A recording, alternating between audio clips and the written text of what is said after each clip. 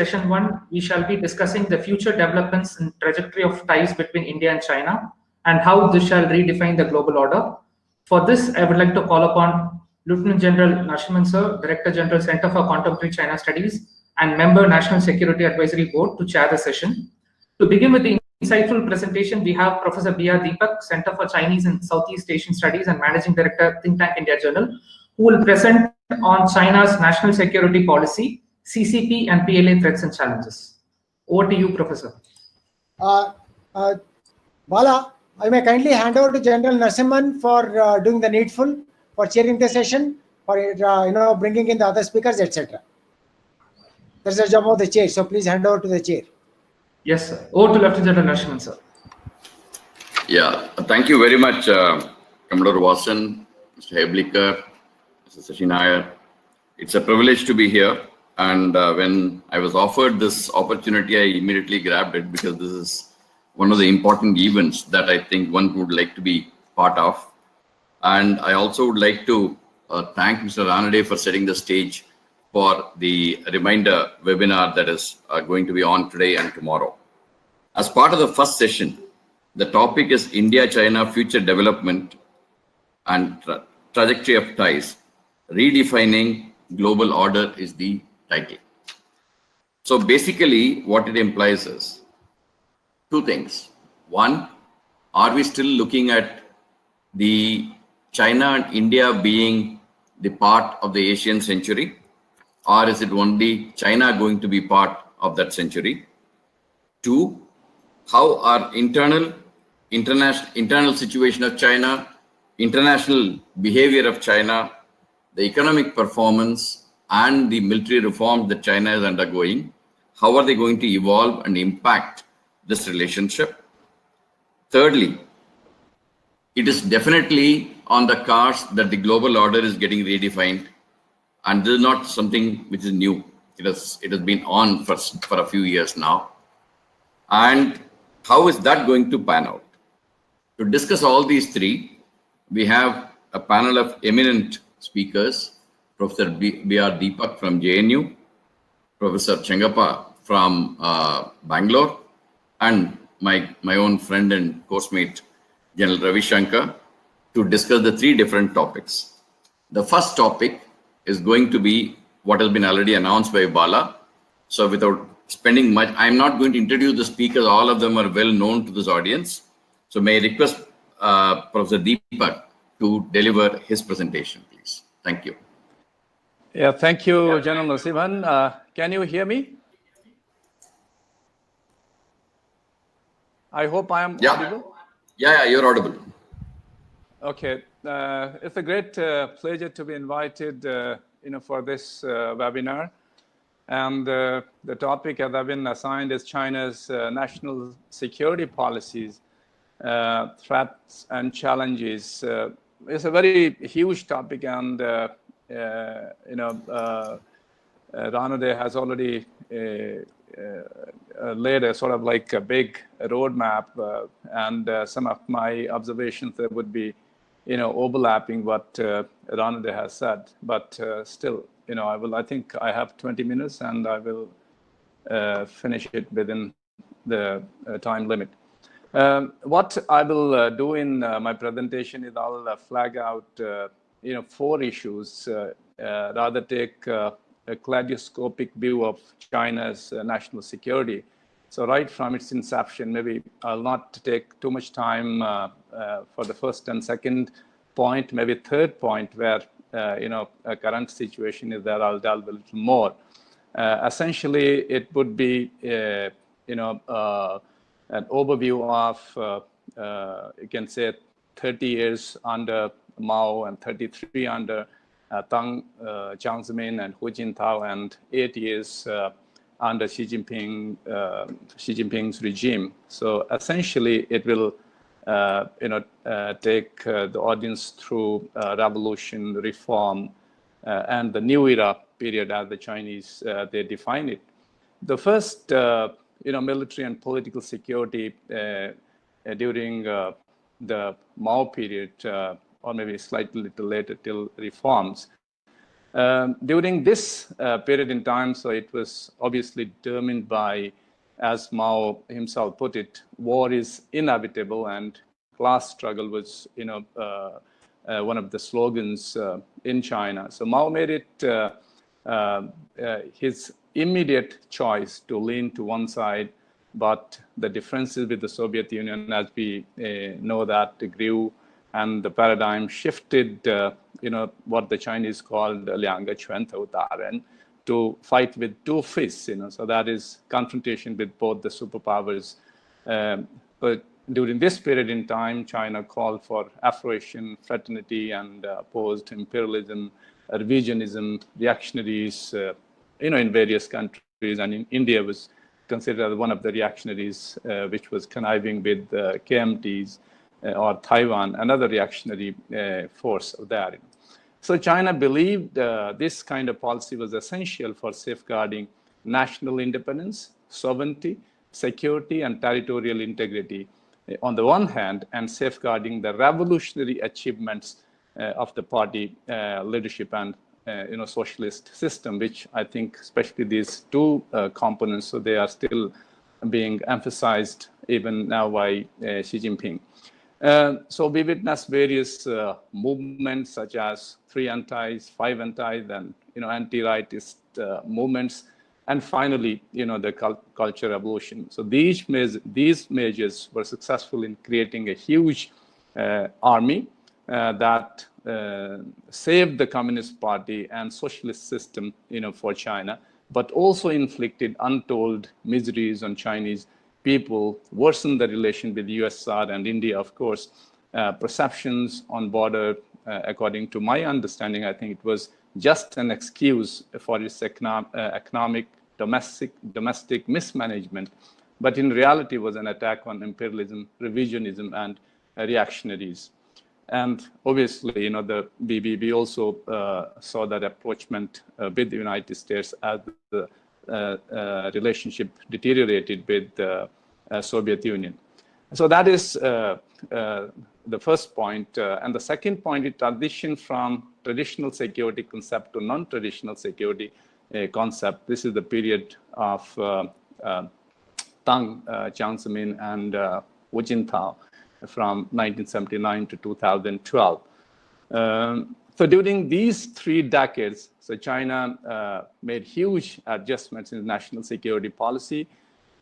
Of course, the slogans of Mao era, so they were off, and paradigm was replaced by seek peace and development, so Qiu He, He Ping Mou Fa Zhan. So these were the buzzwords, the leaders, so they spoke on every occasion.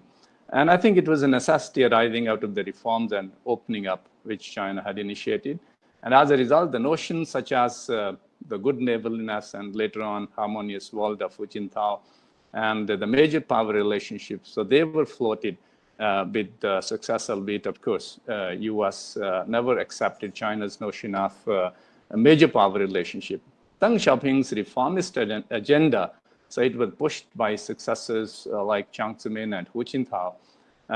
Even though China opened its door to the outside world, however, the focus of national security remained intact as it was expanded into other non-traditional security arenas, consolidating the socialist regime, preventing invasion and subversion, increasing security in counter-espionage, opposition to peaceful evolution, and other aspects of non-traditional security threats such as terrorism, transnational crimes, and global warming, human security, and ecological security, etc. They were incorporated into national security policies.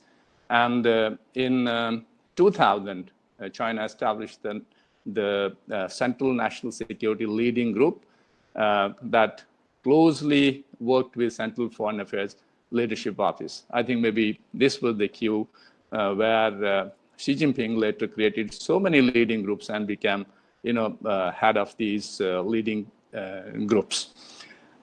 China saw this as an important period of strategic opportunities.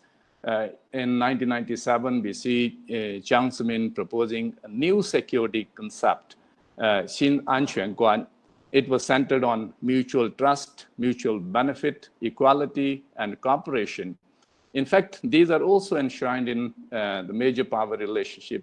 So it is amply clear who China had it in mind, though through dialogue and cooperation, instead of resorting to force or threat of force. These were China's, you can say, dictums that China is willing to resolve differences and disputes through dialogue, so on and so forth. China shunned the notion of Thucydides trap and coined notions such as peaceful rise of China. Interestingly, this is also the period when China expanded and penetrated deep into the ecosystem of liberal democracies, which the Western world now define as China's sharp power, or maybe the combination of hard and soft power, smart power, in established integrated command system for its armed forces, for an informatized warfare, and conversely, so China created its own platforms in information technology and denied the very space which China occupied in liberal democracies inside China. They denied the entry of foreign giants inside China in various sectors, including big corporations like oil and gas, telecom, various facets of other information technology and other platforms, we are aware about.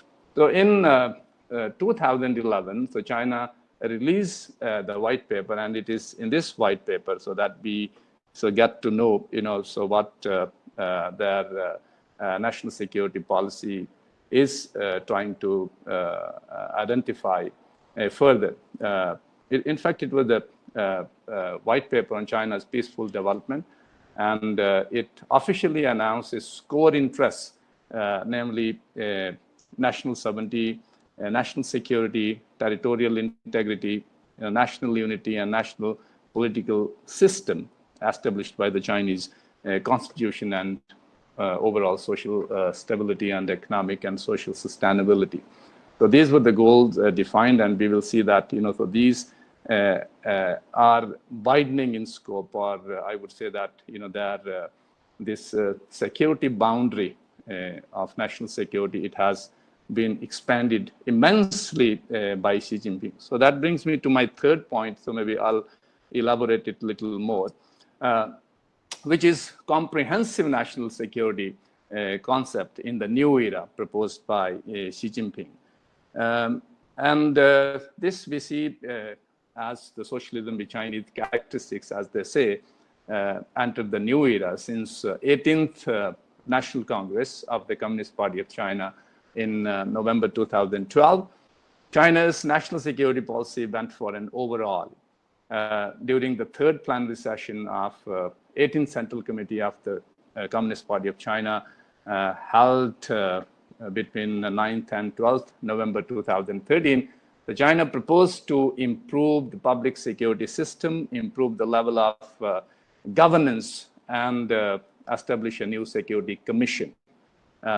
On 15th April 2014, while addressing the first meeting of National Security Commission, Xi Jinping put forward the comprehensive national security concept. So it was for the first time in 2014, so that he put forth this concept. China sees it as a period of major development, major changes, and major adjustment, and is facing a major change unseen in a century. In Chinese, they call it 大发展、大变革、大调整时期。所以中国面临100年未有之变局、大变局。So Xi Jinping, named 11 aspects of this security concept, and they are political security, territorial security, military security, economic security, cultural security, social security, scientific technological security, information security, ecological security, resource security and nuclear security. So we can see, so it has expanded, in various fields. And of course, this, I think, we can correlate with Xi Jinping, assuming the leadership of so many central leading groups, from economy to finance to security to, various other areas, including reforms. But I think I will pick up the so-called 5 major elements, of this comprehensive national security.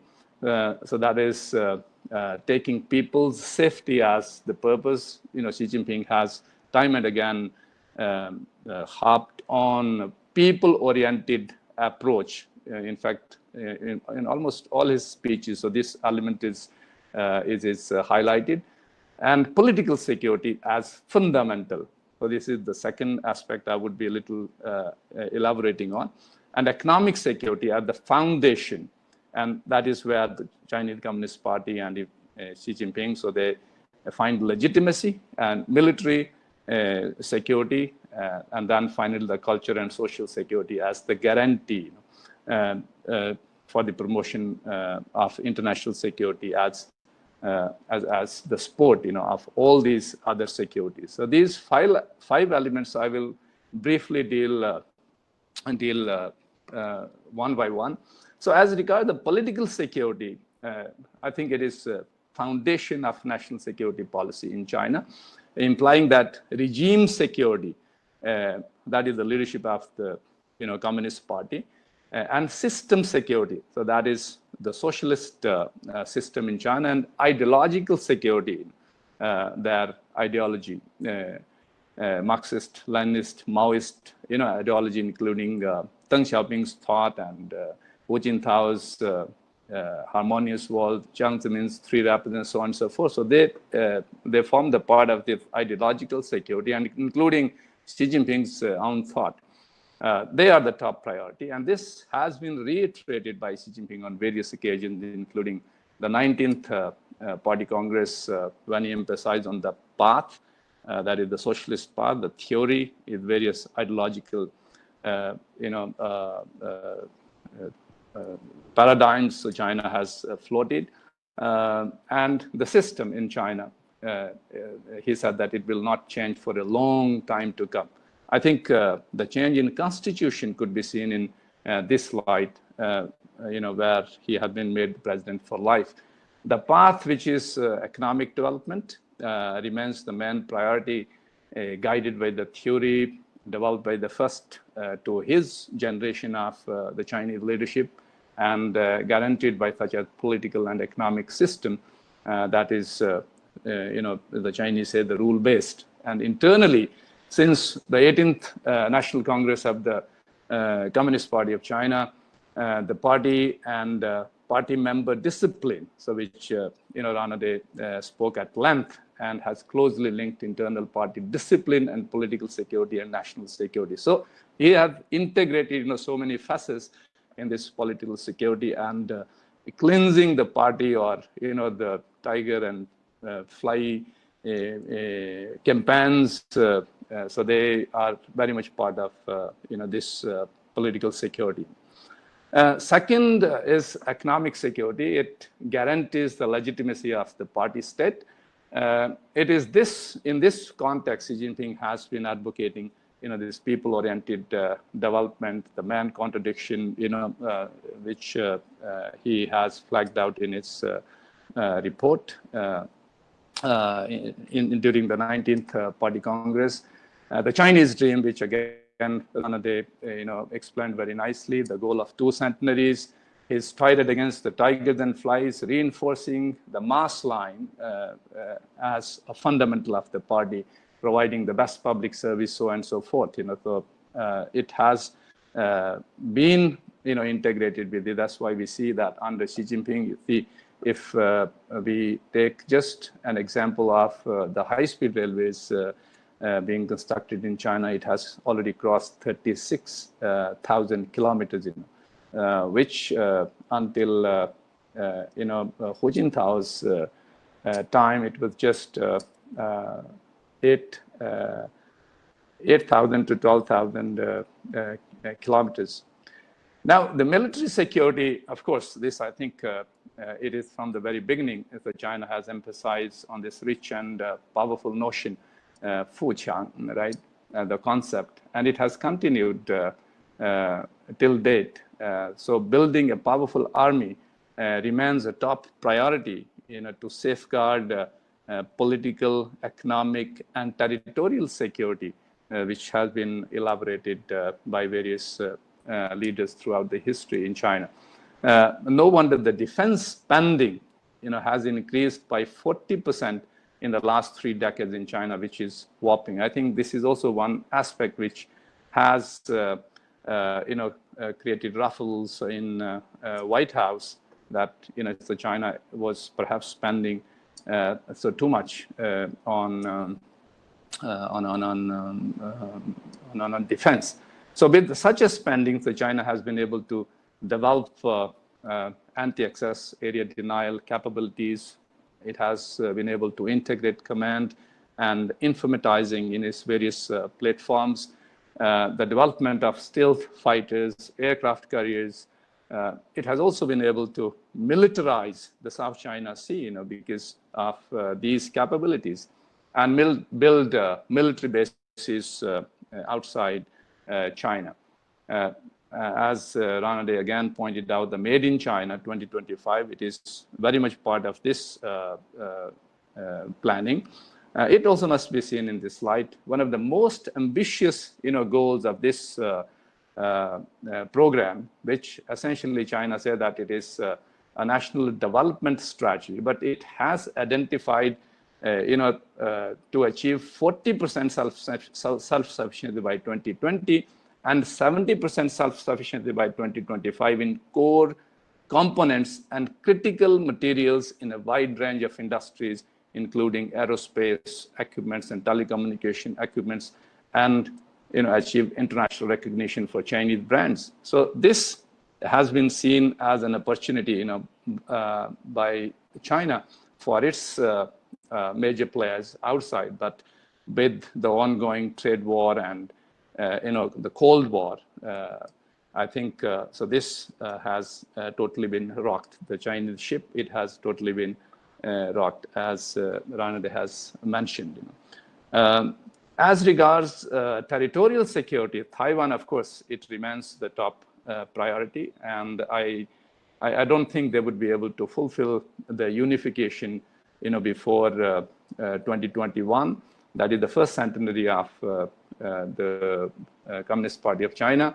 But the 3-step strategy, of South China Sea, which I have often, argued in my various writings also, that is laying claims to large swaths of territories, and then incrementally changing the status quo, then militarizing these territories, and then present a fait accompli has been replicated elsewhere. I think in South China Sea, so they have been partly successful, been able to break the first island chain, and especially in this context of Indian context, especially when we have these standoffs going on along the border areas. So I think so. This strategy is very much part of that, and I agree with Rana that we have to stand firm and then not to bow down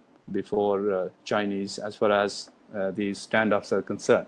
Other territorial disputes, of course, with Japan and then issues such as ethnic separatism, mainly the Tibetan independence and Xinjiang independence. So they are of prime concern. So as far as this territorial security of China is concerned, and then the fifth fifth element of this comprehensive national security of Xi Jinping. Professor Deepak, you need to wind up. We are running short of yes, time. I'm winding up maybe in 1 minute. In terms of promoting international security, so China has advocated this grandiose strategy of global governance, such as Belt and Road Initiative, Community of Shared Future for Mankind, telling the Chinese stories to the outside world, and multilateralism forms such as Shanghai Cooperation Organization, BRICS, AIB, NDV, so on and so forth, where China's smart power has been demonstrated on every possible occasion. These initiatives, I also believe that they were initiated as an as an antidote to the United States rebalancing to Asia, Indo-Pacific strategy, including the ongoing US-China trade war, so on and so forth. Now, I think the last point, I don't have much time, so maybe I'll emphasize only one thing. We have been asking for a new understanding, a new equilibrium from China as far as India-China relations are concerned. I think this is not going to happen in a foreseeable future, because China refused to share space. That also answers one of the questions you have posed in the beginning of my lecture.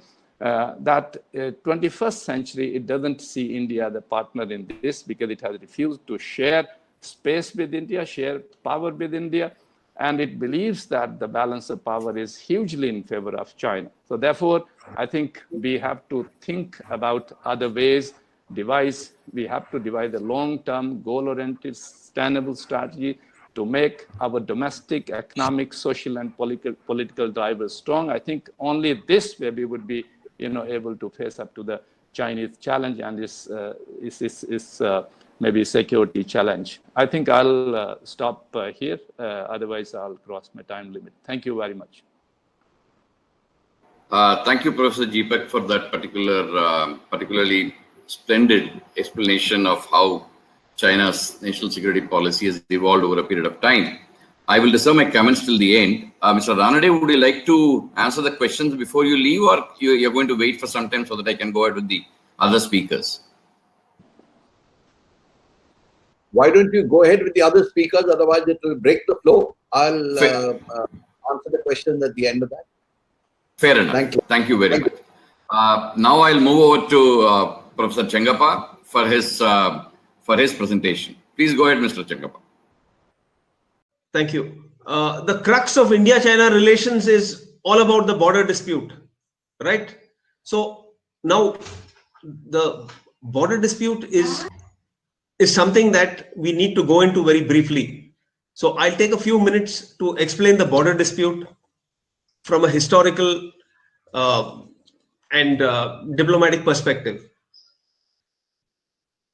History, geography, ideology, military, and politics shaped the border dispute in the backdrop of the Cold War, which characterized the international security environment in the 1950s or the post-Second World War period.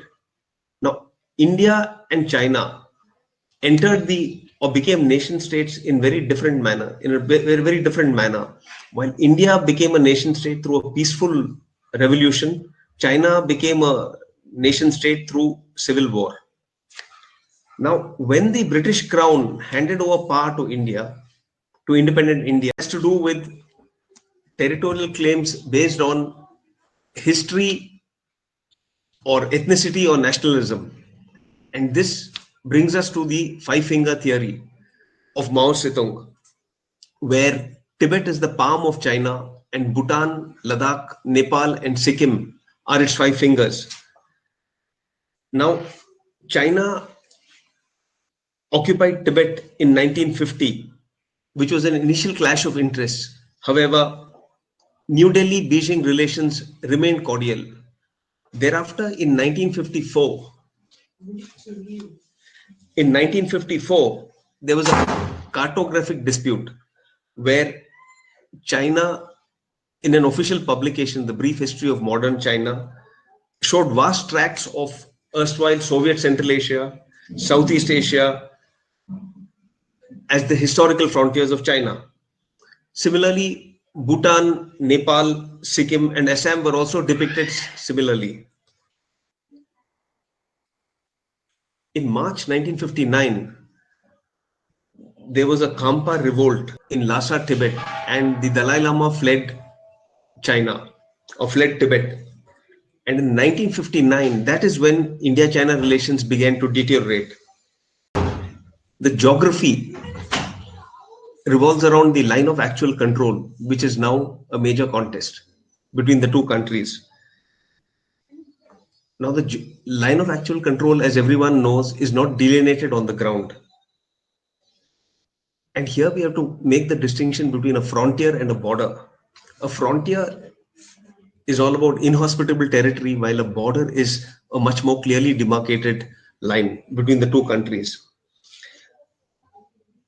As everybody here in this audience knows, New Delhi and Beijing have differing perceptions over the line of actual control. It is the Chinese premier, late Chinese premier Zhou Enlai, who coined the term line of actual control. While India, actual control is all about the extent of administrative and military control that each side exercises over their territory. Now, while India prefers to accept the pre-1962 claim, China prefers the post-1962 or post-conflict territory as their perception of the line of actual control. And this is what leads to patrol clashes between the Indian and Chinese armies from time to time. The fact that on the ideology, the fact that the two countries had differing ideologies, the fact that both countries had differing ideologies made them, created a level of hostility between them. While India was democratically, politically modeled along the US Western Bloc, it was still part of the Soviet camp in a sense. So these ideological differences between India and China created their own problems. Now, coming to the military element of the conflict, it was the famous forward policy. My friends in the military don't hesitate to say that the architect of the India-China conflict was Bhola Nath Malik, the Director Intelligence Bureau. Because the Director Intelligence Bureau advised the political leadership at that time. The Director Intelligence Bureau advised the political leadership of the time that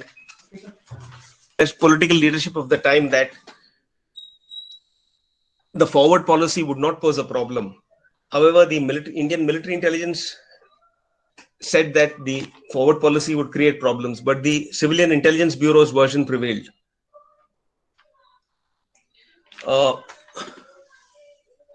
Now, post 1962, there have been three major clashes. The first was Nathula in 1967, where India used the role of force, and the matter ended there. The next was in Tulungla in 1975, when an Assam Rifles patrol was ambushed and 10 soldiers were killed. The third was Sumdarongchu in 1986-87, when the two sides got into a military standoff, and eventually, to my understanding, this led to the Rajiv Gandhi Deng Xiaoping summit diplomacy in December 1988. Now, after that, in 2000, there have been several territorial incursions by the Chinese side. And this has been managed at the military level and diplomatic level time and again. Now, how does one understand, with this small backdrop, how does one understand India-China relations?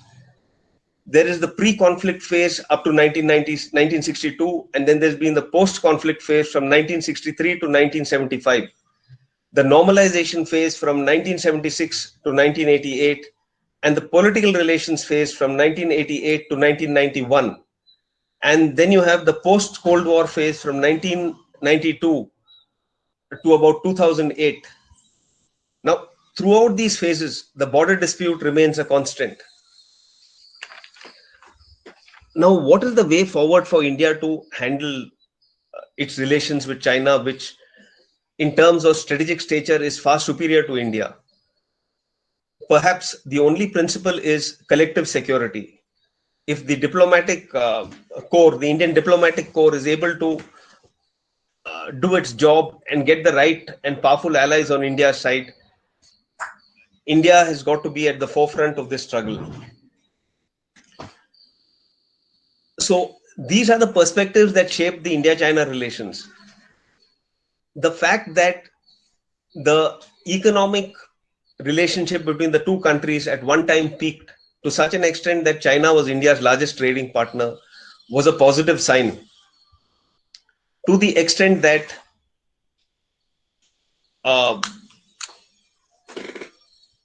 the border dispute went onto the back burner. But for some reason, as Mr. Ranade pointed out, the domestic dynamics of China is such that it has led to a very aggressive and ambitious behavior on its borders, expansionist behavior. Now, this has created problems for China itself and India's relationship with China. On that note, I shall stop and I shall hand over to the next speaker. Thank you. 67, where India used the role of force and the matter ended there. The next was in Tulungla in 1975 when an Assam Rifles patrol was ambushed and 10 soldiers were killed. The third was Sumdarongchu in 1986-87 when the two sides got into a military standoff, and eventually, to my understanding, this led to the Rajiv Gandhi Deng Xiaoping summit diplomacy in December 1988. Now, after that, in 2000, there have been several territorial incursions by the Chinese side. And this has been managed at the military level and diplomatic level time and again. Now, how does one understand, with this small backdrop, how does one understand India-China relations? There is the pre-conflict phase up to 1962, and then there's been the post-conflict phase from 1963 to 1975. The normalization phase from 1976 to 1988, and the political relations phase from 1988 to 1991. And then you have the post-Cold War phase from 1992 to about 2008. Now, throughout these phases, the border dispute remains a constant. Now, what is the way forward for India to handle its relations with China, which in terms of strategic stature is far superior to India? Perhaps the only principle is collective security.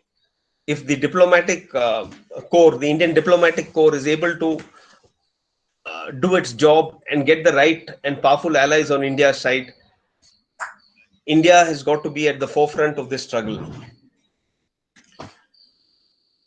So these are the perspectives that shape the India-China relations. The fact that the economic relationship between the two countries at one time peaked to such an extent that China was India's largest trading partner was a positive sign, to the extent that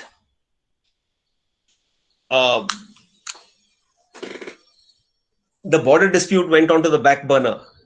But for some reason, as Mr. Ranade pointed out, the domestic dynamics of China is such that it has led to a very aggressive and ambitious behavior on its borders, expansionist behavior. Now, this has created problems for China itself and India's relationship with China. On that note, I shall stop and I shall hand over to the next speaker. Thank you. Thanks, Professor Chengappa, for that coverage of the evolution of the political and diplomatic dialogue on the border, and also giving the proposal of collective security. Let me move on to General Shankar, who is going to talk about the strategic and the military implications of this boundary issue. Go ahead, Ravi. Thanks a lot, Narsee. At the outset, I'd like to thank Commodore Vasan for having called me for this event. And I'd also like to thank all of you for taking the time out to listen to me. What I'm going to do is something a little different from what so far has happened. I'll not look back, so I will look forward, right? And I'll start with what's happening on the border. So I will start there. I have a little presentation to put across to you, which I will just show you. I've been told to speak on this issue of Sino-Indian border dispute in the Indo-Himalayan region and give you a strategic and defense perspective. Right. Ladies and gentlemen, I'm going to base my talk on 5 of these articles which I've written in succession in the past 1.5 months, where I've carried a review of the situation every week, 2 weeks. And the last article, Mythical Dragon, Real China, is a it's in 3 parts. 2 parts I've already published. The 3rd part will get published tomorrow.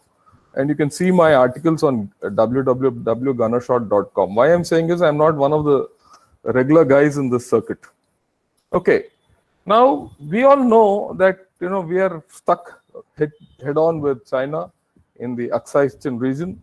But simultaneously, China, I'm giving you a broader picture, is gone to the South China Sea. It's getting after Taiwan. It's also trying to do something in the Senkaku Islands with Japan. Aggressive and assertive, as Mr. Ranade had said. And US has reacted to it. Now, let's look at it a little holistically. What is it? China is in a 2-front situation today, right? It's recovering from vast internal floods. Some of the worst floods it has seen in probably a century. Economic recovery, by even very optimistic standards, is patchy. And I go with what Mr. Ranade had said, that the actual thing would be a little worse. Their food situation is grim. We must go back in history. China has had huge issues of famines. If you go back in the Mao Zedong's time, they lost 30 to 40 million people in the Great Famine. And that specter is coming up for many reasons. They've had some unprecedented diseases. Corona, everyone knows. But what people is not listening, they've had Black Plague for the first time. Brucellosis, African swine flu. African swine flu they've been having for the past 3 years, where all their pork products have been, all their pigs have been slaughtered. They're in a bad situation. And of course, we all know they have trouble in Taiwan, Hong Kong, Mongolia, Tibet, and Xinjiang. This is the worst time for China to go to a war, and they've chosen it. So if you look at the first and the last bullet, a 2-front situation, the worst time for war. It couldn't be worse. Okay. Now, what we'll do is we'll focus on Ladakh and what the present situation is. I'll just orient you with this map. This is the area of Pangong Tso and Fingers, which has hit the national headlines and fully. Now, to put this in picture, the main mountain ridges in this is the Depsang area. I've not put the LAC because LAC and all those lines are so many that no one knows where it is, what it is. So we'll not try and define it also, right? This is the area of the Depsang Plains, the Changchenmo Range, right? This is the area north of Pangong Tso. Then north of Pangong Tso, you have the Sasar Massif. Then the Shiok River, which comes down from the north, swings around the Sasar Massif and goes northwest. And the Nubra, which comes down from the Siachen and goes down. Now, if you look a little further south, you have the Ladakh Range, which is a major range in this area, right? And it flows here. Then you have the Kailash Range. This is a small Kailash Range. And this is the Spangor Tso, the ridge north of the Spangor Tso. This is the Indus River, which enters at Demchok, comes, takes a turn at Dungti, and keeps going further northwest. This red line, I've written only partway, is the G219 or the Western Express Highway, as we all knew at some point of time. So what happened? We're going to get into winter. So what happens when winter sets in? Because this is the immediate forecast, right? You get very clear skies in these areas, all across Himalayas. Very good for flying, but the ground is also hard, so very good for movement, especially tracked vehicles and off-road vehicles is easier now. And then the Indus freezes. In fact, most of the places freezes. The Pangong Tso freezes completely. You can drive a tank on it.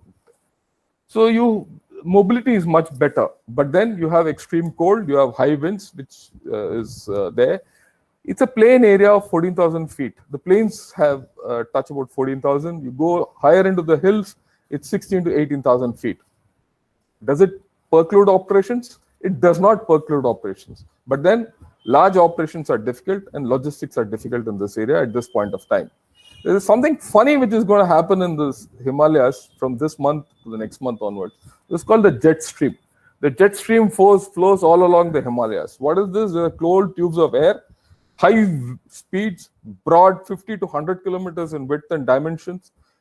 Why am I saying this? When people say China has got a lot of air power, they got missiles and this and that, they don't function here. None.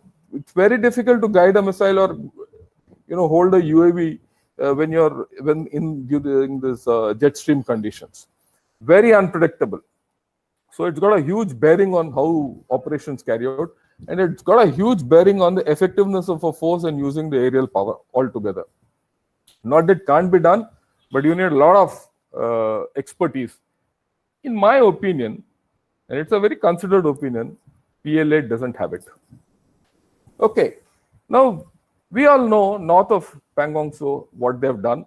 They've held on to some part of fingers. They are present in this area of Gogra, Kongkala and all that. And they are here at Depsang. In Depsang, though no one has said it, but it appears they've intruded somewhere into our area. Fingers, of course, we all know about it. Now, what have we done? We've occupied the Kailash range where this little blue thing is. And this is where it stands today, the Indo-Sino-India situation. If you put it in a matrix, India has the tactical and the strategic advantage. China has a territorial advantage. So virtually you are in a stalemate. If you break the stalemate, there are payoffs and all. We'll just see what it is. But I'd like to highlight one thing to you. What we've done in this Chushul area is we've opened the Chushul gateway to Aksai Chin. It's like a butterfly effect. For them, if they had occupied it, it would have opened the way to Ladakh. We've opened it, it opens the way to Rudok, right? You have to see it in the larger picture, not in the fact that, you deployed 2 troops there, 3 battalions there, 4 divisions there, and you'll go incrementally one region. No. It's a major tactical and strategic advantage we've got in this area. Okay. Now, how do you see the future panning out? It depends on these 3 factors. What is the aim, what is the risk, and the escalation factor. Why China has come here and done what it has, there are n number of aims put together. But I don't know whether China itself knows it. But in any case, that's history. Today, from here on, what's next is dependent on these 3 issues, right? Let's see our own story. Where are we and where are we going to go? Our aim, in my way of looking at it, has to be about achieving parity by a quid pro quo action. That means you need some territorial parity that you have to bite into China. And of course, if the Chinese decide to attack us, we have to blunt any offensive and mount a limited counteroffensive to evict lodgements or get into better bargaining positions. And of course, we need to do maneuver in mountains to get to advantage. And this is one great advantage we have. And this is one great, disadvantage or drawback which China has shown. They're not able to maneuver in mountains, right? Now, we need to ensure that our risk factor is low and our escalation factor is low. Now, let's look at China. If you analyze China as a whole, and this is what I've been saying, right, from ever since May, they've gone into something what I call belligerent war avoidance. Belligerence, but they've avoided war. They've shown a marked reluctance to fight. Their inexperience in this altitude has come through. And I would say China's overall situation is not very good, right? Much as what international people have written and some of our own stories have come out, I don't think they're in a great situation. Okay, what is the further course of actions for China? If things freeze today, it's loss of face. And that's coming out in a lot of commentaries in national and international. Some of our pessimists have started saying, yeah, China is losing face. Okay. What should be their aim? Their aim would be to achieve a victory or at least get into a situation where they can declare a victory or have a face-saving exit. Today, none of these 3 exist. exist.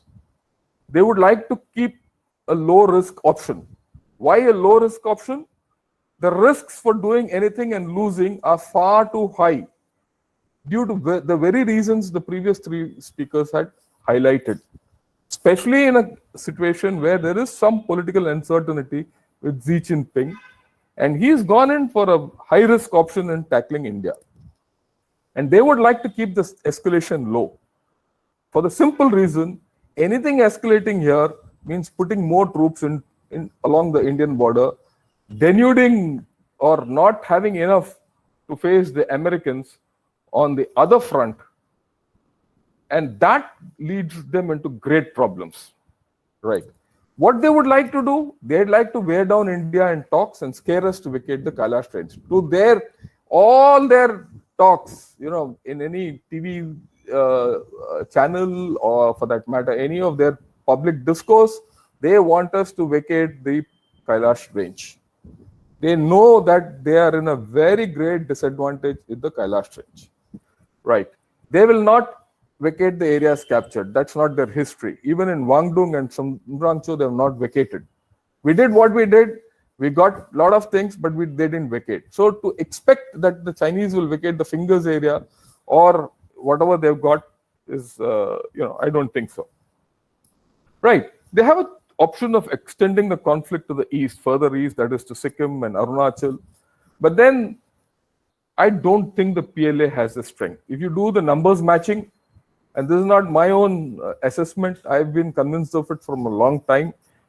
International studies have proven that PLA does not have the numbers left anymore to tackle Indian army in an offensive. For the simple reason, ever since Xi Jinping came into being, or rather came into power, he's been transforming the PLA and getting it oriented overseas. And he's cut down the PLA ground force. So that is why PLA today doesn't have the strength to carry out any major thing. The comprehensive national power and all is poppycock, because Ladakh doesn't represent Ladakh and for that matter Sikkim or Arunachal, they don't respect comprehensive national power. Ground is ground. You can't beat that. Okay. Now let's look at the situation a little more granularly. Employment of armor in Depsang is feasible, but then we've mobilized. It's a head-on situation. It's just going to be like two bulls heading into each other without any maneuver. So there's really no go. It will be a kilometer here or there, and that's going to swing. But the mountain area north of the Pangong Tso and south of Depsang, this Changchanmo range, is critical, and this is where we come in to play. Anything if you think they get any advantage here, it can get neutralized here, and in fact the situation can get reversed, right? So the chances for the Chinese are they can get hold of some territory, but losing it is also great there. Okay, they can evict us from the heights. That's the next option they have south of Pangong Tso. Well, our men are pretty well entrenched. It's now almost a month since our boys have got onto the ridges. They're dug in. Our defenses are getting coordinated better by the day, right? So it's very difficult to put in so many troops with the force ratios which are required in these heights. If the Chinese come in here, other areas open up for us. It's not a zero-sum game, right? Okay. And one more thing we have to understand, when a lot of commentary is there that the Chinese can get so many troops, this, that, and all. A particular area of ground can take only that many more troops, because there's logistics involved, there's deployment involved, and hell of a lot of things. Without going into it, there's that much only what China can do. With this kind of a deployment, we are at virtually I would say a status quo kind of an affair. It has going to be headbutting from here. Okay, what do? We hold tight, right? If the opportunity arises, and it will arise, I have no doubt about it, we should execute a quid pro quo auction for a bargain. Some territory we should get. Should we do it now? Not necessary. Take some time. What's the hurry in the end? After all, the Sumdroncho and the Wangdong incident went on for 8 years. So time is on our side, right? We must open the Tibet option. Tibet, Xi Jinping has taken the trouble of putting out a thing for solidifying the Tibet border and also reforming the Tibetan society. He wants to communalize, the Dalai Lama's and Buddhism. So I think we need to use it. As it is, our use of the special forces has fired up a lot of issues. So we have an advantage there. Because we shouldn't vacate Kailash Range at any cost. I don't think we should even talk of it. And I think India has to take a different stand on this whole story. We need to use military as a tool of diplomacy. If you look back, 1962, poor diplomacy cost us this whole thing. We didn't take the military on board when we dealt with China. That's history, right? Haji Pir. If Haji Pir was with us, the whole history of J&K would have been different, but we gave it back. 1971, we gave back 93,000 PWs. We could have solved the thing. Doklam, as 2017, we were more interested in saving China's face than rubbing it in, right? For whatever reason, maybe we were not confident and this and that, but I think the time has come now for us to take a stand. And I again agree with what Mr. Jadhav Ranade had said. What we do today is going to have a great impact for our future. We'll talk of it a little later. And of course, we had to force multiply our military options with economic and geopolitical actions, and we have hell of a lot. After all, it is based on our actions with the TikTok and Huawei that USA has followed up, and the champions are getting hit. And unless we hit those champions, things won't change. Okay, what is the geostrategic fallout? The only two countries which can keep China at bay today are India and USA. And China has gone into a problem with both of them. So we know where this is going to head. We are talking of collective security. Yes, we are already there. Why did we get into a strategic partnership with USA? Why do we have a strategic partnership with Australia, or for that matter, Japan? And I'm sure that it's at play. You don't need USA to come and fight for us in China, in Himalayas. We don't need to go and sail with our navy into the South China Sea.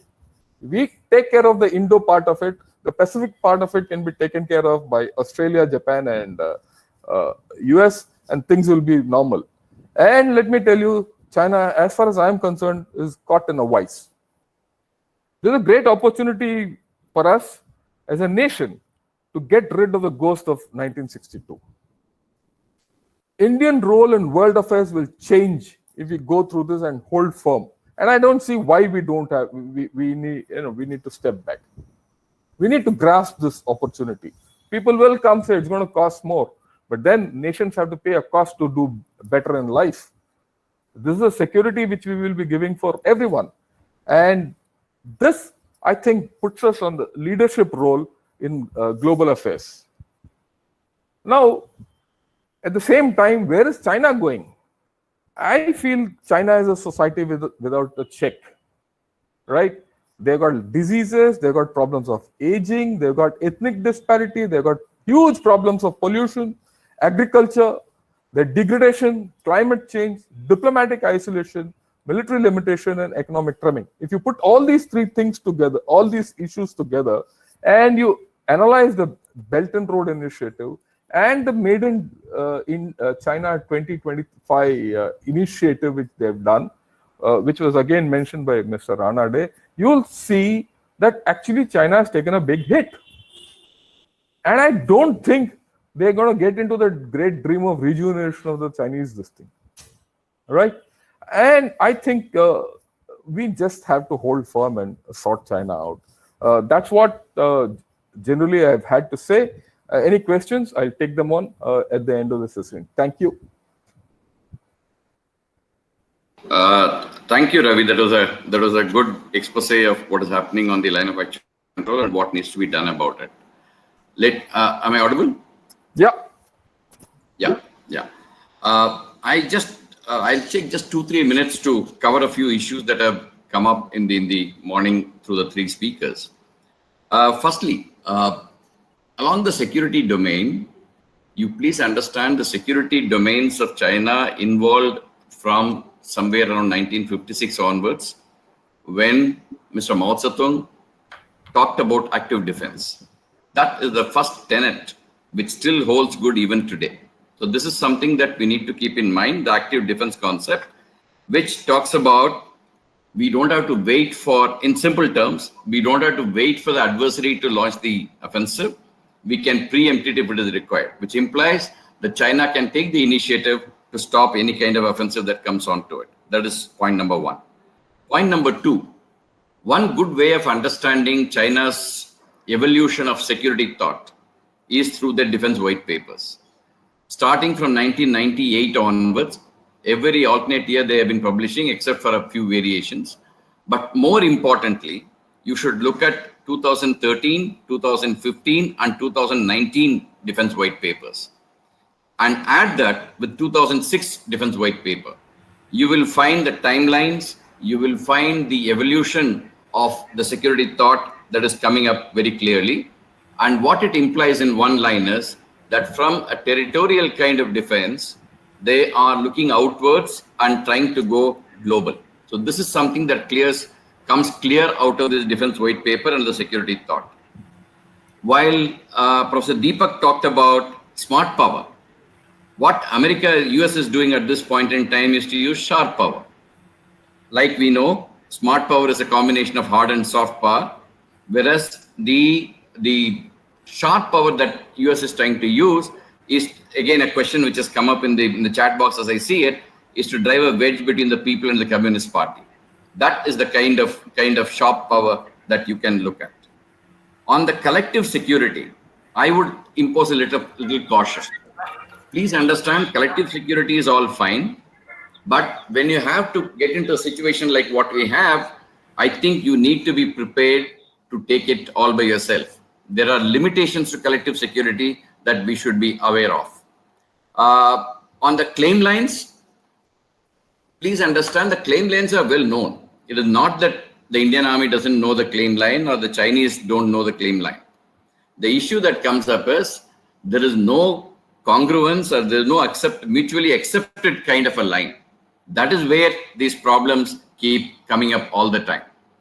And the next point is on Depsang. Depsang, please understand, I mean, there are a lot of media people here in this audience. Depsang, there's nothing major that has happened in this time, along with this summer. This is basically an old legacy of 2013, etc., which is still continuing, which is being resolved differently than the talks that you see which are happening on resolution of the issue on the LAC.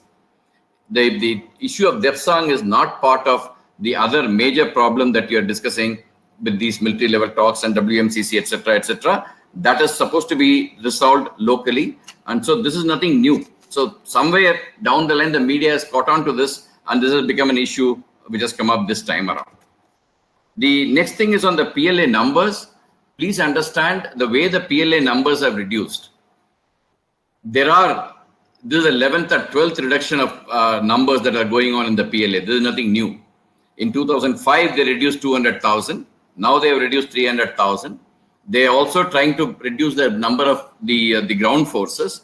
But please understand, majority of them have been rehabilitated elsewhere within the PLA.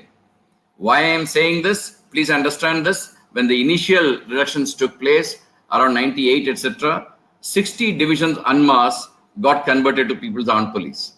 Similarly, in 2000, when 200,000 people got reduced, you found them getting mostly they were logistic troops and also the other extra troops that they had, like cultural troops, sports teams, etc.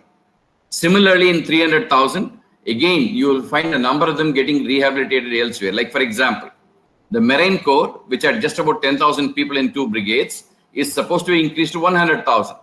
Where are these 90,000 people coming from? Obviously, from people who have been reduced in numbers, the numbers have been accommodated elsewhere. So please don't go under the premise that PLA has been reducing and so you will find it weakened. I'm sure that is not the case. As far as the core interests, which again Professor Deepak talked about, the core interests have been laid down in various writings. But what we need to look at is the core interests are actually expanding and changing. That is something that you need to keep in mind. Like, for example, South China Sea came up, that became a core interest. Of course, Taiwan, etc. were a core interest earlier. but the core interests of China are changing. Therefore, you need to keep in mind what is going to be your next core interest that is going to change. So that is what we need to keep thinking about it. As far as the escalation is concerned, in addition to what General Shankar mentioned, I would like to only tell you two things. One is the increased transparency of what is happening. That is basically because if you are given 4 months to the adversary to build up and thereafter you want to escalate, I think that will be one of the foolish ways to do. I'm sure my course mates of Ravi as well as Murali will agree to this. If you have to do it, you have to achieve that surprise. That surprise has been long last. Second is the increased battlefield transparency. Now, even if a pin moves on the other side or on our side, it is visible. So obviously, without lack of surprise, having allowed each other to build up, escalation is something that we need to take it with a pinch of salt. And not to vacate Kailash range, I think there are a number of people who mentioned that. I don't think we are planning to do that as of now. Let's see how these things will pan out. And the last point I have before I open up for the questions is on the playing of the Tibet card. There are a lot of discussions which I have seen on the TV and other arguments that take place on open up Tibet, open up Xinjiang, open up Hong Kong, open up this, open up that. Please understand, these things are to be done with a lot of caution. These things are not at the whims and fancies of a debate here and there that we can do. There are red lines that we have. And those red lines, we have red lines, China has red lines. So when you want to cross those red lines, both the sides have to be extremely careful. So this is the point I would leave it with. Now let me open up for the questions. How do you want to go ahead with the questions, Bala? You want me to, you'll take it on from the chat box? Yes, sir. Or you want me to? I'll be reading from the chat box, sir. Fair enough. Go ahead with the questions, please. Yes, sir. Just 1 minute. The last point on the CNP growth. There was some issue that came up on the CNP growth. I kept it as the last one. CNP growth is something that we need to understand. When comprehensive national power of countries grow, the influence of those countries have to flow outwards. Unfortunately, if you read Robert Kaplan and others, unfortunately, China is suffering from a revenge of geography. And the revenge of geography is on three sides, north, west, and south, you have landlocked countries. So he can't push that national power into those areas. It is going to be resisted very, very easily. Very hard, with a very hard stance. The way easily he can actually expand that comprehensive national power is towards the sea, which is open, which is actually the territorial issues, claims, etc. are still being questioned, and it is easily he can influence that particular area. Today there are questions being asked whether South China Sea is China's lake or otherwise. Immaterial. The point that comes up is the effort that is being put in by the freedom of navigation operations and other things have had a minuscule effect on the Chinese influence in South China Sea. Therefore, you need to find various other options to hem this in. So that is the point I wanted to leave it with. Thereafter, I'll open it for the questions. Please go ahead, Bala. Thank you very much, sir. The question is by Commodore Vasan, sir. He has asked, the US has carefully tried to drive a wedge between the CCP and the people by targeting the party and not the people. How do you see this panning out in the coming years? Will it succeed when China's deep state has all the measures in place for subjugating its people? This is posed to Sri Jayadev Nandade, sir. Thank you. I think the US is decided on, as I said earlier, restraining or containing China's growth. What they have identified as maybe a first step that they need to take, or an immediate step that they need to take, is to ease Xi Jinping out of office. The secondary, and of course, I think the ultimate, how to call it, ambition, but the dream of the Republicans always is to get rid of the Chinese Communist Party. That is what the United States also wants. So this can open up a number of situations, and the US is trying to push this. There are two things. Firstly, they are trying to drive a wedge between the leadership and the Chinese Communist Party and the people. By announcing these sanctions against Chinese Communist Party officials who either are actively involved in the formulation or implementation of policies which lead to repression of the local people, like for example in Xinjiang or Hong Kong, Tibet is also on the list. They are trying to inhibit the party officials from carrying out the instructions that that Beijing wants them to do. So that is the first step. The only person who has responded to this sanction so far is Chen Guangguo, the party secretary of Xinjiang, who said, I'm not concerned, I'm not bothered about this. But he's the only one. So the others must be weighing their options and wondering what to do. The second, as I mentioned earlier, was the announcement by Pompeo. It hasn't yet been made into, it hasn't been yet enforced, but he has proposed that US visas be denied to all members of the Chinese Communist Party. And this has sent shockwaves down the party. There are 92 million members of the Chinese Communist Party. So it directly affects, you can say, about 300 to 400 million people, because each one of them has 3 to 4 direct dependents. It means, translated, that their ambitions to go abroad, particularly to the United States for studies, is now jeopardized. Their children going to study there is in jeopardy. Their assets, which they have parked either in the US or in Canada or in Australia, is now vulnerable. And all the properties that they have bought, as in Indian terms we call it benami, all the properties that they have bought are also now vulnerable. So the question is the US going to push for this or not? Are they going to go ahead and do it or not? So I think the trajectory that they are on is to push this. Now, if this kind of pressure increases, what the US hopes will happen, in my view, is that the party will feel it is under severe pressure, where party members are wavering as to the benefits of being in the party or not.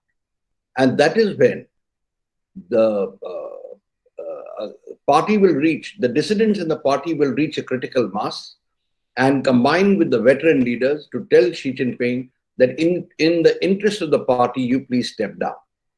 I think that is the situation that the United States will desire, because they do see that if Xi Jinping had been removed from the equation, China would not have accelerated the pace of its development. So this is what I would respond to this particular question. The second aspect is what I think General Narasimhan touched upon, and since he's in the system, he probably doesn't want to dilate. But what the Americans are looking at is also Xinjiang and Tibet. And we can see how they have, in the last few months, given a higher profile to the problems in Xinjiang. You can see about the re-education of vocational centers, so-called, about the million plus Uyghurs who are in re-education camps. This is all part of a drive, part of a propaganda, what he aptly called sharp power. The second is the manner in which the problems in Mongolia, Inner Mongolia, have suddenly erupted. And there are two aspects. One is, of course, they are protesting against the replacement of the Mongolian language by Mandarin. So it's spreading across Mongolia. The second is the fact that the authorities, that means the PLA, are trying to recruit young Mongolians for the PLA and to send them to the front. So what they're saying is, you have so many more Huns and we are only 4 million Mongolians. Why are you recruiting us to go and fight in Tibet? But this is the kind of problem which again is being highlighted. So I think the Americans are playing on multiple fronts and trying to put the CCP under pressure, the Chinese Communist Party under pressure, and inform the people that the party itself is not concerned about the people, but only to retain power. Thank you. Bala, just a suggestion. I suggest you go in chronological order, of questions in the chat box, and also give preference to, journalists or others, starting with Rana Banerjee and others. Maybe you can do that. All right. Thank you, sir. My next question I'm going to pose is by Mr. Rana Banerjee. This is for Shri Jayadev Ranade, sir. He has asked, Andrew Small recently suggested a rethink in China to go slow with CPEC investment in Pakistan because of poor capacity to repay loans there. So investment would be slowed down. What is your view on that, sir? Yes, well, I've been saying for a long time that the CPEC the China-Pakistan Economic Corridor is a concept, as far as China is concerned, to extend its power way down into Pakistan and through Pakistan up to the Gwadar. That means into the warm waters of the ocean. The economic part of it was of low priority. And if you look at the CPEC, it's very evident. Even the power projects that have been set up, which are the bulk of the projects there, many of them are thermal plants. They are coal-fired, with coal being imported from Xinjiang. The price per unit, tariff per unit of the power that is generated is double what it already exists in Pakistan today. And the people are already groaning under what they're paying, and they are sort of very reluctant to pay the higher prices, which means that the power plants today are running at a loss. So the Chinese are aware of it. I don't think China's interest in the first place was economic interest in the CPEC. It was a strategic interest, first point. Second, again, if we look at it, the areas of focus of China are Gwadar and in the northern area. The rest of it, they're not really bothered. The third is, in each of these projects, even if the project is so-called a private project between an entity, a private entity in Pakistan and a state-owned enterprise of China, because only state-owned enterprises are involved, the loans are guaranteed by the Pakistani state. In other words, China has no risk. So as far as China is concerned, they're going to take it easy. As long as the army backs it, they're satisfied. And that is the latest move in Pakistan, is to put this CPEC under a separate authority where the army will be able to exercise more direct control. So I think Andrew Small's contention that the economic factor was the prime factor as far as China is concerned, I think is not tenable. What they're concerned about is a strategic base. So if you look at the CPEC carefully, you will find the South Xinjiang military district linking up with the Pakistan military force. You will find access of the Chinese to Gwadar, which has already been probably under the South China Sea or the Southern Theater Command of China. You will find that the Chinese military literature refers to Gwadar as a logistics base and Karachi as a naval base. So already, as far as the Chinese are concerned, CPEC is certainly the first part of BRI to be operationalized, but it is a strategic interest rather than economic interest. Thank you, sir. The next question is by Arundhati. She has asked to Ranade, sir, is Beijing concerned about developments between India, Australia, and India-Japan relations? This is his first question. The second one is, where does Quad sits in China's security policy? I suspect her question is pointing towards Chinese apprehension about an India-Japan and India-Australia arrangement.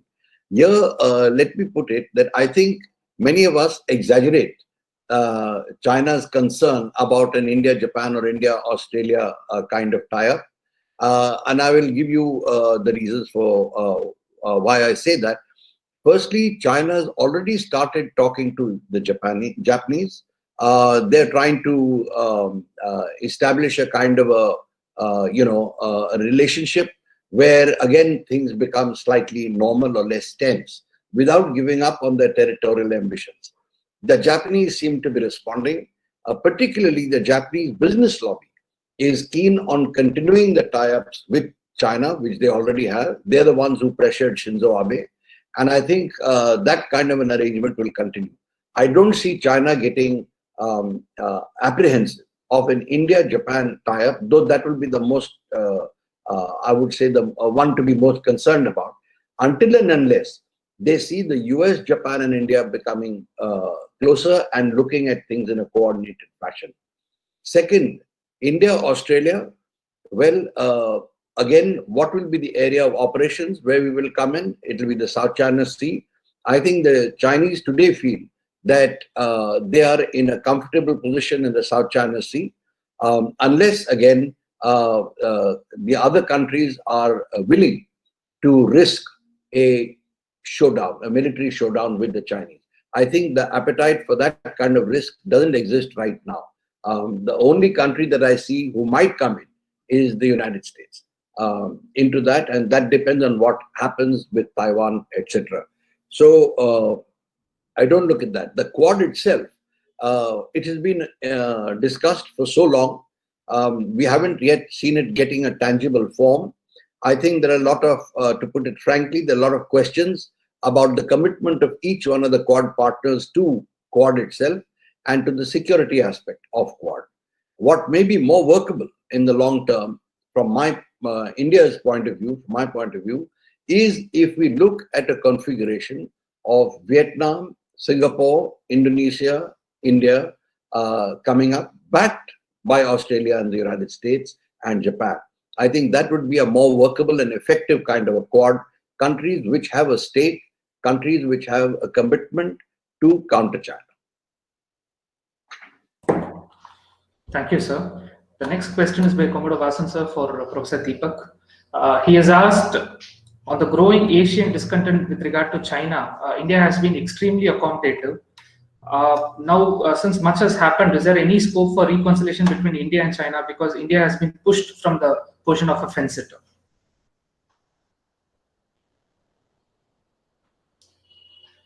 Professor Deepak? Yeah, thank you for that question.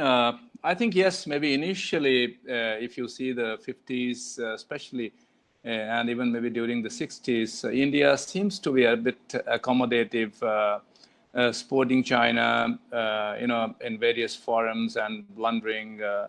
What we now see that the quid pro quo would have been, a wise option to open up the border negotiations, border for negotiations in 1954 itself, and later,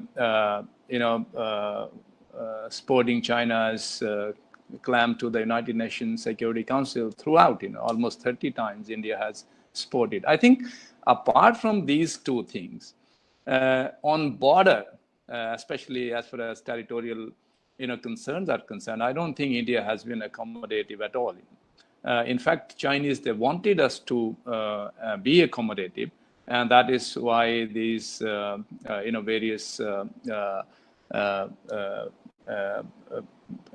solutions, so-called in form of package deal and so on and so forth, were proposed by China, and so we were not inclined towards those. I think we have been of late accommodative as far as India's economic security is concerned. So this is I have been airing it right from the very beginning. The kind of investment we are seeing in India, from the Chinese, especially in digital India, especially in some of the pharmaceutical, sector, or purchasing of our pharmaceutical company, though not very, not many, but then there are cases by the Chinese trying to make, forays in these areas, and also, of course, the digital India is, straight away connected with the big data. The big data science, I think we are here slightly, I would say, the latecomers. I remember in 2015 itself, I attended one of the conferences in China on big data, and at that point in time in India, in public, we were not even having a discourse on big data. So here, I think we have compromised a bit, and I hope the government has realized that the sectors we should have invited China, so they are not appropriate.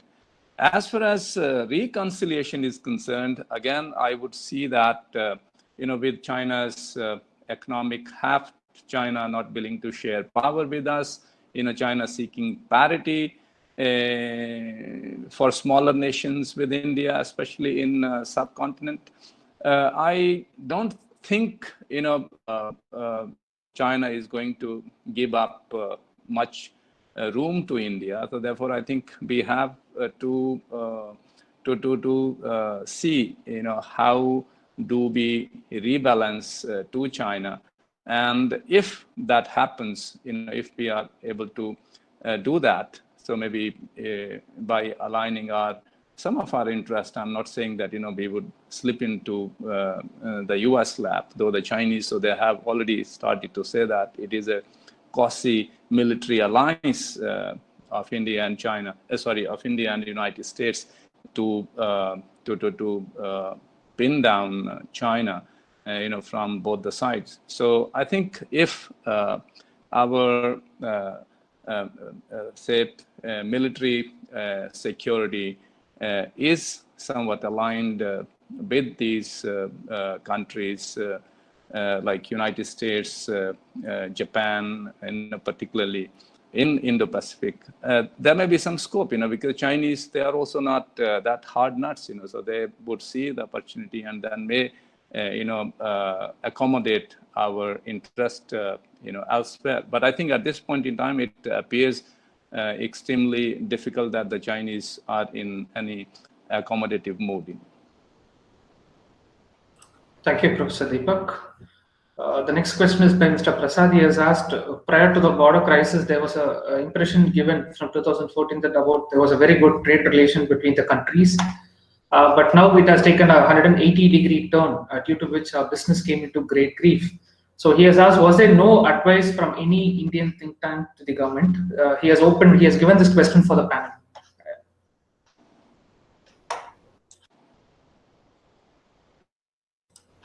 Please unmute yourself. Should I take that on? Yeah. Yeah. Can I take that question on? Please, I'll also sir. take the question on the CPEC simultaneously.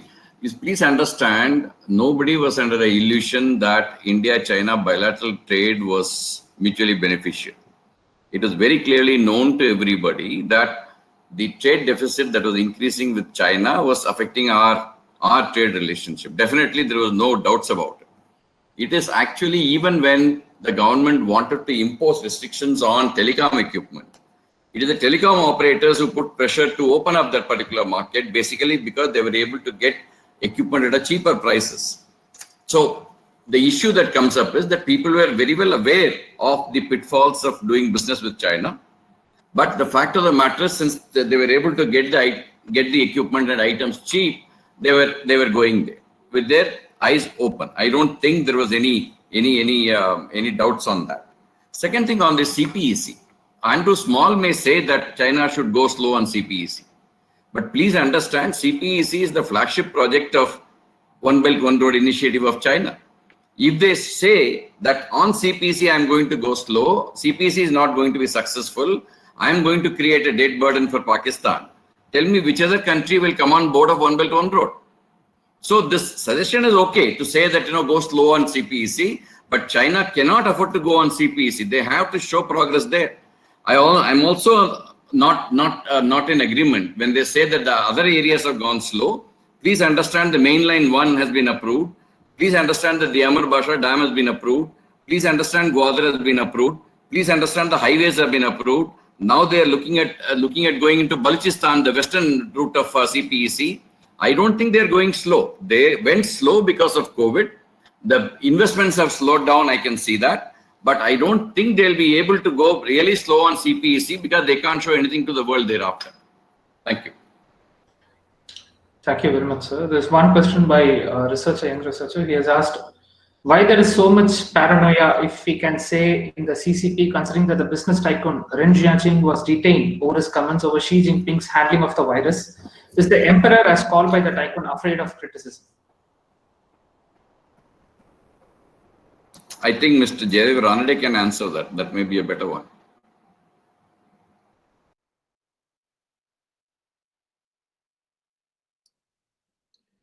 Well, I'm glad you mentioned Ran Sachang.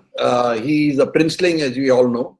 And the princelings were a group who also came out and criticized Xi Jinping. In fact, they wrote a letter, which was again posted on the internet, where they asked for an emergency meeting and to remove Xi Jinping from office. There were others also who have done it. In fact, things had reached a pitch. So even businessmen like Jack Ma of Alibaba, Lee Chuanze of Lenovo, put their signatures to a letter which they handed over to the Chinese Premier Li Keqiang, and the letter was addressed to Xi Jinping asking for a lot of reforms. One thing in all these letters was that they asked for the release of Ran Zheqiang. Ran Zheqiang himself had been kidnapped or abducted by the authorities, and later on they said, we have apprehended him and arrested him. Now, what Xi Jinping has done by reacting is, he has, as I told you, he has reacted. He has doubled down and he has reacted by unleashing all these ideological campaigns and cracking down on people who have criticized him.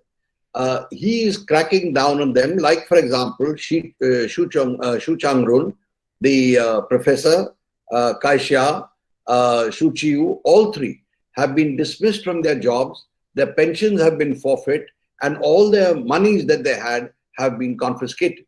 So I forget the manner in which they describe it, but one of them said, I've been left like a piece of wood in a sea, I mean, without anything to sustain myself. But he has cracked that. That is exceptional punishment. Again, Ran Zheqiang has been awarded an 18-year sentence. Wei Qingshang at the time of the democracy was 79 and all got a 15-year sentence. But he has been given an 18-year sentence, which is very harsh. So these are the kind of punishments that Xi Jinping is now meting out in order to shore his own position and to send a signal that no one will be spared, whether you're a princeling or not. And secondly, in order to blunt the United States attacks on the CCP. So I think we need to look at it in that perspective, that he's doing it. Thank you very much, sir. There is a question posted by Dr. Sanjay Kumar. He has asked to Professor Deepak, you have described about the comprehensive security of President Xi. Is it possible to contextualize the comprehensive security concept in terms of its discourse on core interests? Yes, I think that is exactly, why he has come up with this this concept, comprehensive security concept, and of course, I don't think it is quite an overhaul. I think it is a continuation of what China has been doing over the years. So whether it is during the revolution, under Mao, or socialist construction, and then the reform period. And it is continuation. Only thing is, as General Narasimhan said, that, given the change in domestic and international situation, so China has been incorporating various other facets into its core interest. For example, largely these core interests, so they remains as they have been defined in this 2011 the white paper. And interestingly, these were elaborately discussed by one Fudan University professor, Shanding Li, on 25th of September in an article. It's called "中国不保证不开第一枪." So China will not guarantee that it will not open the first shot in. And it was discussed in context of these core interest, and where this national sovereignty, territorial integrity, national security, national unification, and political system of China guaranteed by Chinese constitution, economic security, so on and so forth. So they were dealt with. And then Professor Shen, so he said that so China will not hesitate from opening the first shot, if these are infringed upon. So I think what Xi Jinping's comprehensive national comprehensive security concept means at this point in time, it is to secure the regime for himself, his ultimate leadership in the Communist Party of China, and Ran Zheqiang and Kai Xia, so also they are just I would say small fries in overall system where he want to cleanse these and various other elements, those who oppose or throw a challenge. Because ultimately, I believe that these concepts, the core concepts, so they are integrated, they are intertwined with their domestic politics, with their domestic economy, and with their, I would say, neighborhood as well as global policies. So we have to see in this context, and also the kind of concepts or initiatives so they have launched, including this Belt and Road or rejuvenation of the Chinese nation. So they are discussed within these concepts or core concerns. So I think if we read them with these, so then we would be able to get a clearer picture of what China means by its comprehensive security concept. Thank you, Professor. This is a question to elicit views from two different General Shankar and General Shankar sir and General Narasimhan sir. Commodore Vasan sir has asked, would like to hear his view on the need for continued commitment and resolve of India not to vacate the Kailash Heights, coming under illusion of China withdrawing, which is not going to happen knowing past precedents.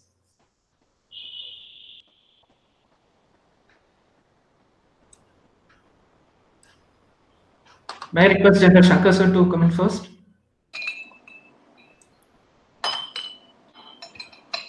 Yeah. The heights which we have occupied, basically the Kailash range, which I did say, it opens up, it's like a butterfly effect, both ways. It opens up a lot of our options which were hitherto not there. So there is no way we can vacate it strategically or militarily, right? And as of now, that's the only bargain we have in this entire situation. So I don't think we can give it away. But then, when I speak to people, when I discuss this issue with many of my contemporaries, peers, and various there's a fear, and the fear is, will we revert? Our history, like I told you, is not very great on this, right? Will we calm down? Will we give it back? Whatever happened after Doklam, there are two sides to Doklam. We did a great job, is fine. But after that, our history again said, look, the very notion that we were trying to save Xi Jinping's face to get a face-saving exit for China told us how we were approaching this whole story. We were not confident. But my personal take is I think we've gone past that stage. The way the government has been acting, whether in banning all these apps, whether in curtailing economic activity, or the way we built up almost a mirror deployment after the initial hesitation which we had, or for whatever reason, I don't think we'll get back. In fact, my own assessment is that we're going to press it home. That's why I said there's no hurry. We should do something more to neutralize whatever territorial gain we have. I brought this point up because I need to convey this fear of a lot of people and ensure that it goes up the chain and people have said, don't vacate it. And this is something which we need to rally ourselves on.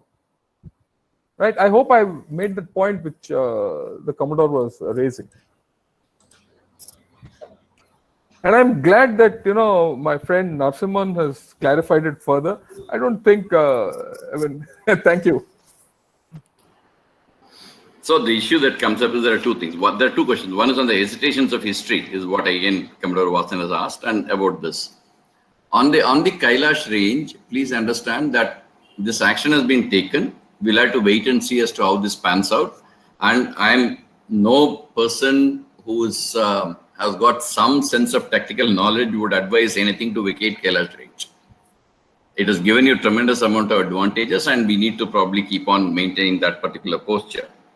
The second thing on the hesitations of history, I think Ravi and Shankar has already mentioned this, that I think the past is gone. We have now conveyed to the Chinese in many forums, in both track 1, track 1.5, track 2, whatever you may call it, that the boundary issue is going to have a bearing on the other aspects of the relationship. which was not the case earlier. Even during Doklam in 2017, Doklam was raging, but your political activity was carrying on, your economic activity was carrying on. There was no adverse effect on those issues. But that is not the case anymore. I think that matter has gone down quite clearly, and I see a bit of nervousness in the Chinese system when I interact with people to say that no, we should treat borders separately, and we should keep it at its place, and then we should go ahead with economic activity and everything else. They are more interested in the economic activity than the boundary issue whenever we discuss this. So obviously there is a sense of nervousness that has come up, and that I think is a good thing for us, and we need to press home on that. Thank you, sir. The next question is posed to. Yes, please, sir. Please unmute yourself. Yeah. You see, when this whole business started, if you saw the Chinese commentary, it was quite aggressive. As days went by, and when the PLA couldn't make any more, headway, I wouldn't say it was the aggression started winding down. Today, when you see the commentary from China, and when you read, you see, I've not been to China. I don't know who these fellows, all these chaps are, which others have spoken. But I go by reports, international reports, right? And reports coming out of China. I see their commentary has toned down. I see there's a caution within China. They have now started arguing that, look, let's not get involved with India. There's a viewpoint coming across, which was not there, say, 3 months back. And that tells us that we've got a handle on them. And that gives us a lot of confidence also. And I'm sure others also have better view on this issue at the government level. Thank you.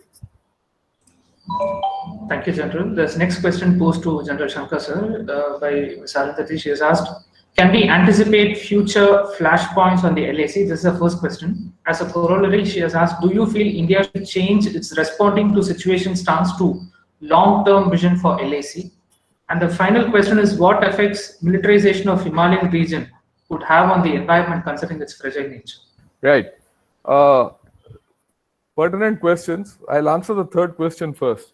You see, the Himalayan region has been militarized now for ever since I joined the army. One of my first postings in 1977 was to Sikkim. So we are past that stage, right? Whatever fragility is there in the Himalayas and whatever militarization is there will only continue. And when nations get into this kind of a confrontation, two great civilizations get into this thing, nature is just suffers. That's a hard reality. Okay, and can we anticipate future flashpoints? We know where the flashpoints are. We know where they can come up. It is not as if we don't know, right? How do you respond to them?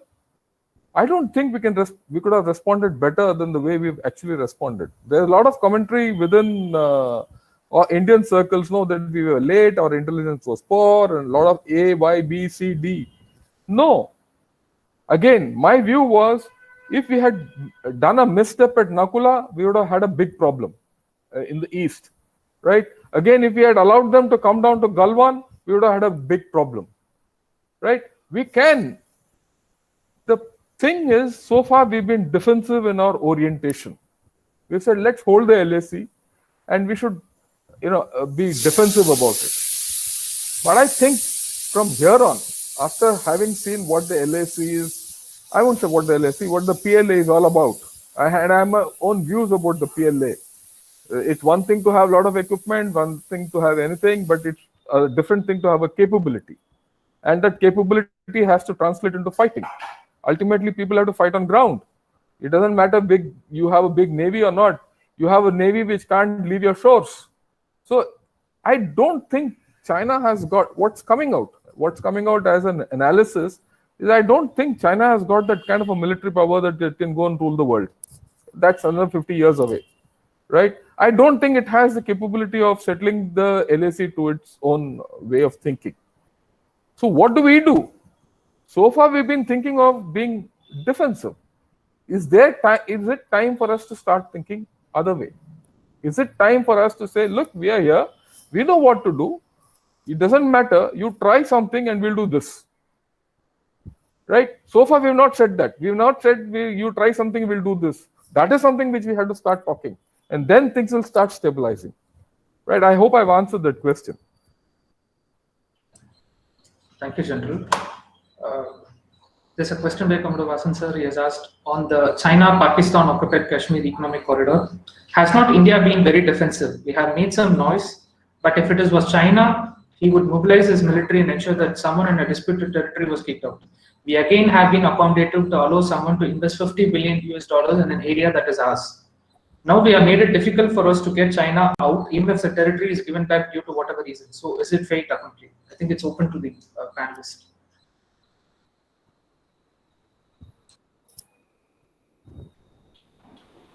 Should I take it on, or anybody else wants to answer? Yeah, take it. Okay. You have a better view. See, sorry? You have a better view. Top. Okay. On the China-Pakistan economic corridor and calling it as CPOK-EC, the only observation I have, or maybe a couple of more, the only observation I have is that if you call it CPOK-EC, you are actually closing your eyes to the other parts of the CPEC. You please understand the CPEC is not only related to POK. It is related to access to Arabian Sea. It is related to access to Gwadar, which is more important. And also it is supposed to be developing Balochistan, which is on the west. You are actually losing a larger portion of CPEC if you call it CPOK-EC. That is the only issue. And please don't underestimate the Indian government's resolve. Please understand, India was the only country which stayed away from One Belt, One Road initiative when the first conference took place. Including US, everybody participated. It is India which stood out and said that, sorry, this is not acceptable to us and we will not participate in this whole game. Until today, there is pressure from China for us to actually sign on to some part of CPEC which is not related to POK. We have not done that. So please don't underestimate the resolve. The issue is that to send troops into POK, capture it, etc. is okay. Gung-ho is fine. But we need to look at the larger issues that are going to be involved. Capturing POK may be just only one issue. How do you integrate it? How do you develop that area? All those issues need to be taken into account before we venture into something like that. So please keep those aspects in mind. Yeah, just to add on, capturing POK is not I wouldn't say a great proposition.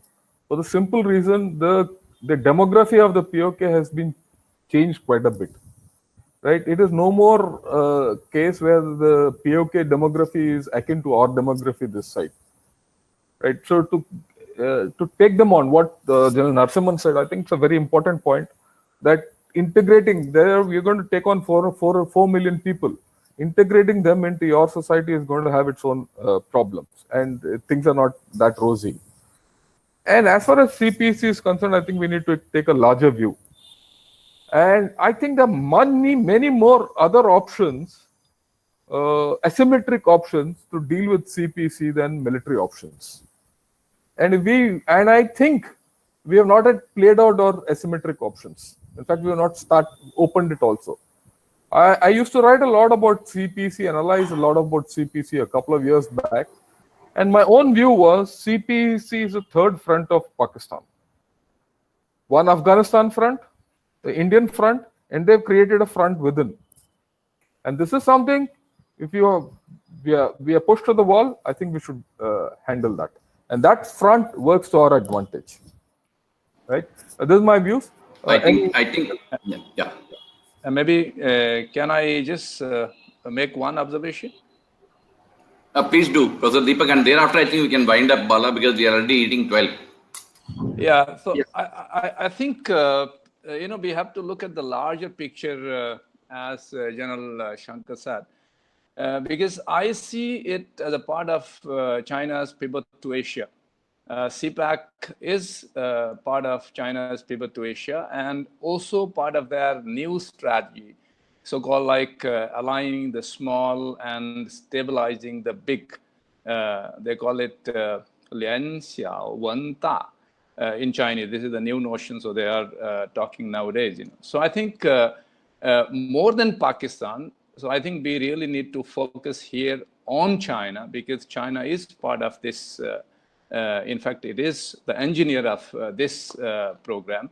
So maybe, so we have to divert our capabilities, capacities to Chinese side and take it seriously rather than focusing on just, Pakistan and CPAC as just part of, Pakistan front. So that is my understanding. Thank you. Thank you very much, Professor. I think we have come to the end of what has been a very insightful discussion, and we have come to the end of the plenary session 1. I take this opportunity to thank Session Chair, Lieutenant General Narasimhan sir, all the presenters, Professor B.R. Deepak, Professor B.M. Chenkappa, Lieutenant General Shankar sir, for a very, very insightful and bringing useful discussions to the table. And thank you very much for taking the time out to be with us. Thank you.